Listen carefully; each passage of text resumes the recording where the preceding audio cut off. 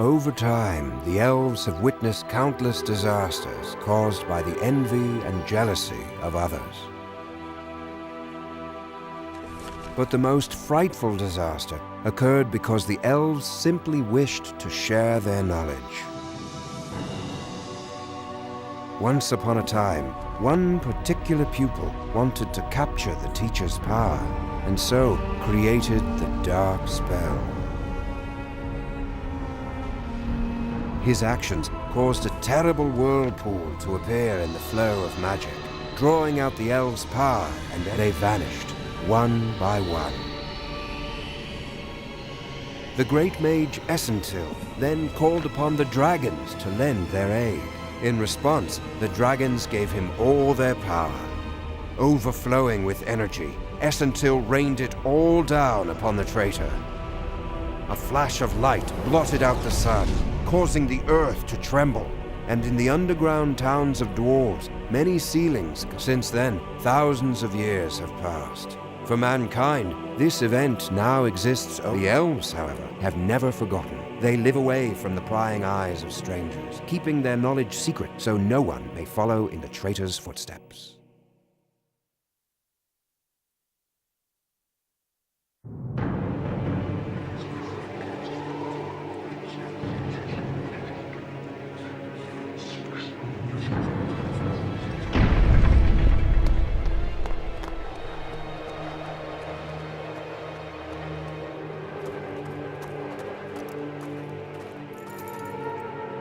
I am Father Deland. Mage, follow us. This land is guarded by the Inquisition. Lay your staff on the ground.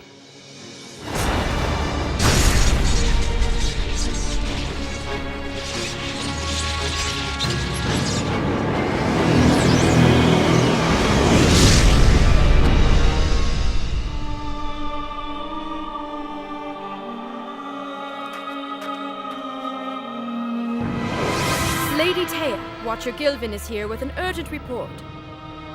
What we had feared when Glendoran's notes were stolen has happened. I have just seen the human mage cast one of the forbidden spells. Gilvin, stay where you are. I'm sending Lord Sagittel to you.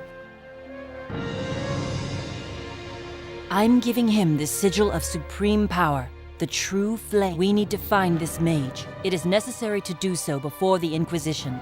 Yes, Lady Taya.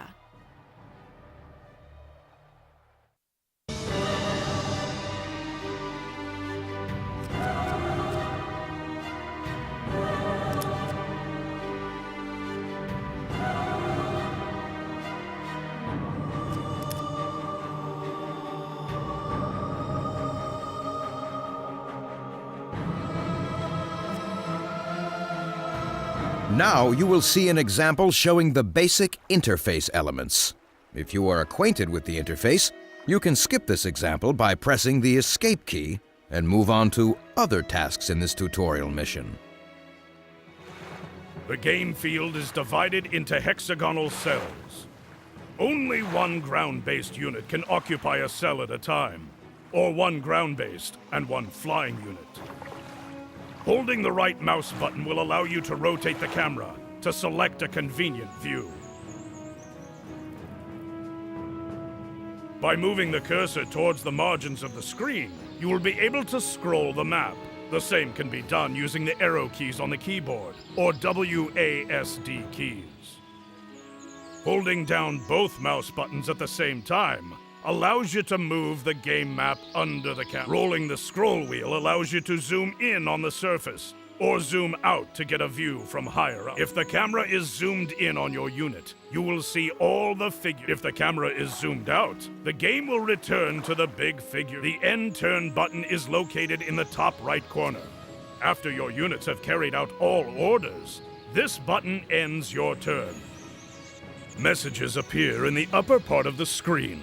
They contain important information about the mission progress and various. This panel displays the list of your army units.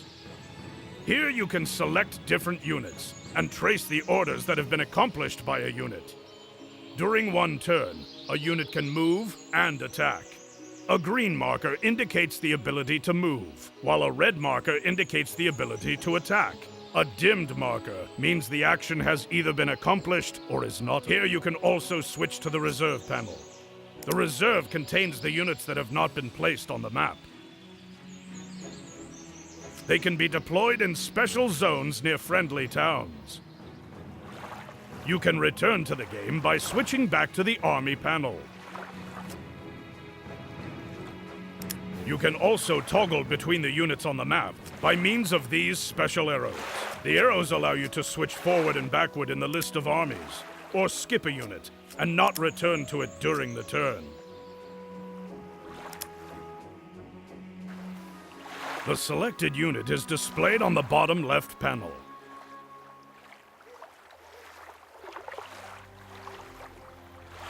Here you can see its name, its current experience level, and the number of those alive and those wounded in the unit.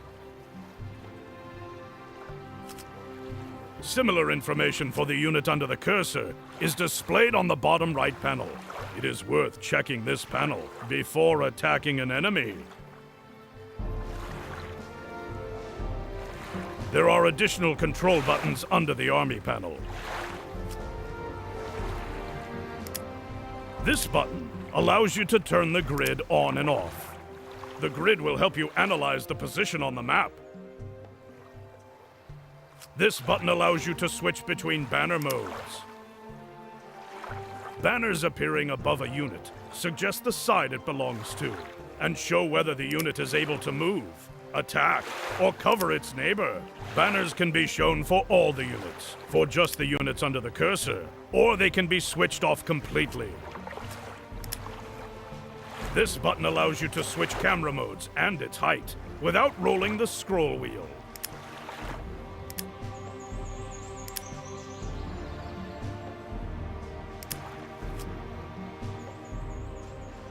This button displays an outlined map of your mission. If the map is large, you will need to use this option. This button will allow you to see the mission list. Here you can find out which quests have failed and which quests have been successful.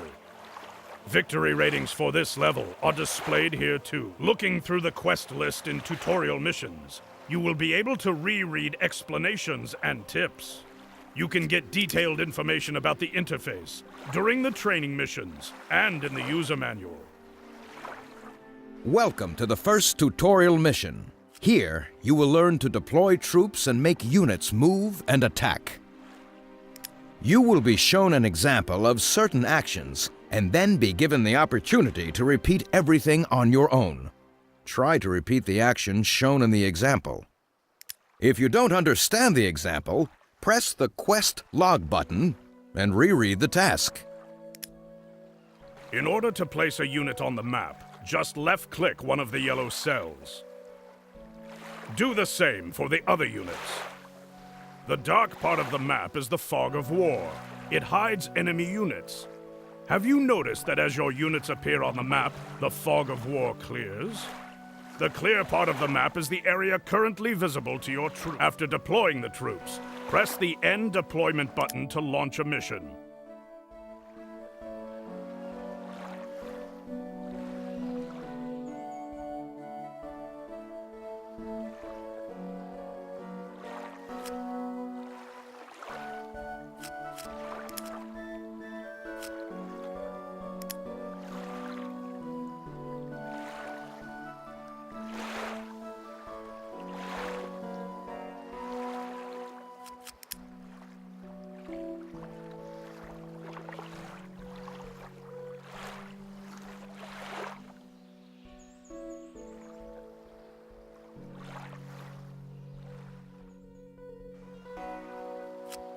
In order to attack an enemy, you first need to approach him. Come close to the enemy's unit and attack. Tip: left-click to give an order to move and attack. If you have failed to beat your enemy within one turn, press the End Turn button and attack once again.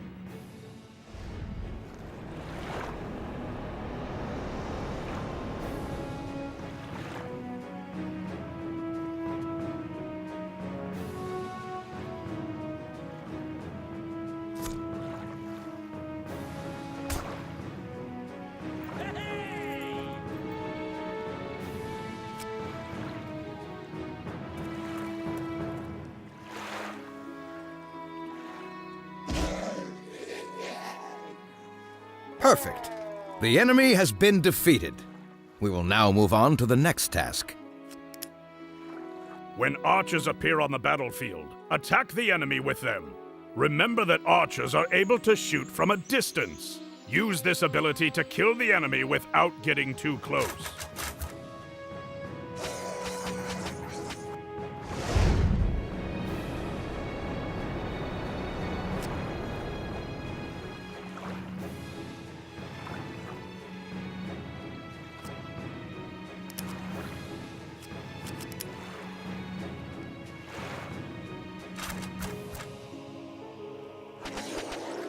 That's great. You have done away with this enemy too. Now, let's try to fight an enemy in the air.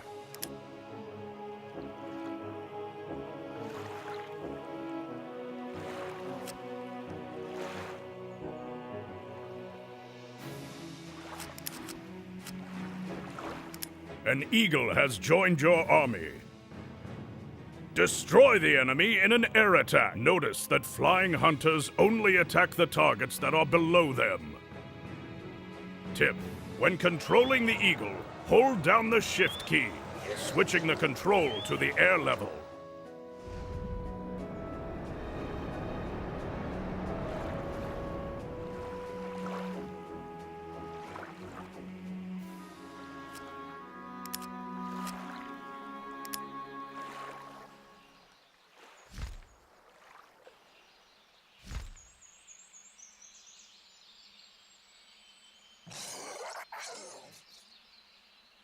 Congratulations! You have completed the first tutorial mission.